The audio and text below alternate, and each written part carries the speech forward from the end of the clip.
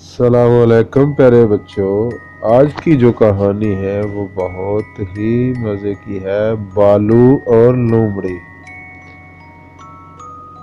بالو میاں اکثر لومڑی بی کی چلاکیوں کا شکار رہتے تھے۔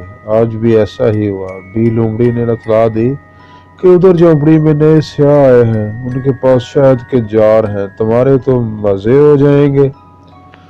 وہ بیچارہ لالچ میں اس طرف نکل گیا جس طرف کا لومڑی نے بتایا تھا، لیکن کچھ دور جا کر اسے اندازہ ہوا پھر اس کی چال میں آ گیا ہے، کیونکہ دور دور تک کسی جھونپڑی کا نام و نشان تک نہ تھا، اور اس کے پاؤں بھی زخمی ہوئے کیونکہ رستے میں کانٹے تھے۔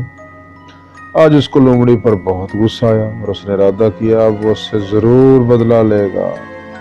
شام کو اپنے دوست ہاتھی کے پاس گیا اور تمام ماجرا سنایا۔ ہاتھی نے بھی اس کی مدد کرنے کا وعدہ کیا اور مل کر لومڑی کو سزا دینے کا منصوبہ بنایا۔ جنگل میں ہر روز کسی نہ کسی جانور کو بادشاہ شیر کے حکم کے مطابق ڈیوٹی دینا ہوتی تھی۔ وہ اپنے مقررہ دن وقت پر پہرا دیتا اور امن و امان قائم رہتا۔ وہ دن بھی آ گیا جس دن لومڑی بھی کی ڈیوٹی تھی۔ منصوبے کے مطابق بالو اس کے پاس گیا اور کہنے لگا، بھی لومڑی، وزیر الو نے آپ کو جلدی بلایا ہے، آپ ہمارے ساتھ چلیں۔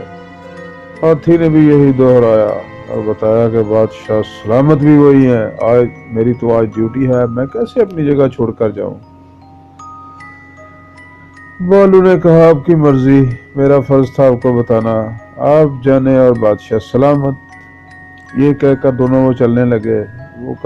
وہ بھی کچھ سوچ کر ان کے ساتھ چل پڑی۔ بادشاہ کا شاہی گھر کافی فاصلے پر تھا۔ وہ تینوں آگے پیچھے جا رہے تھے کہ اتنے میں بالو کو اپنے بچے کی آواز دی۔ ابھی آنے کا کہہ کر چلا گیا۔